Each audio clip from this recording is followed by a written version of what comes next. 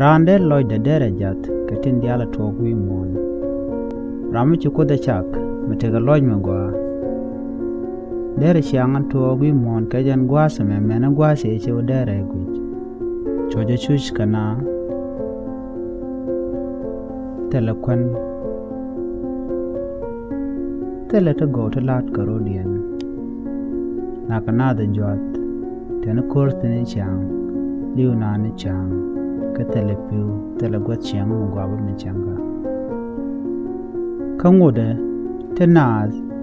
ka kwar te chung nyam nat bus te ladjano cha ka posokos ko chung ka nyam nas ke chicken le ne dierba ke tega dana ku ne ken ku gole teten en chang me dera chang me te michina dier ka tegne ne ken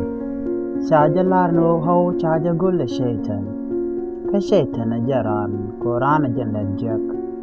kan gad tieni te shit ke te ode ke chuj ne chang dera andere ne char adera mogo adera lat bunakulu wone mitela na te dier ka ting na bagar tiente dabke be futurean ki chiang orun ka ka bakula mendien was mitela ramadier ka tek dien re wa michu ko de chak de na chim tena gwa duno chi shaitan che te dial che ka yar ga chi ke chu chang ban wi ba ka kan kwen kos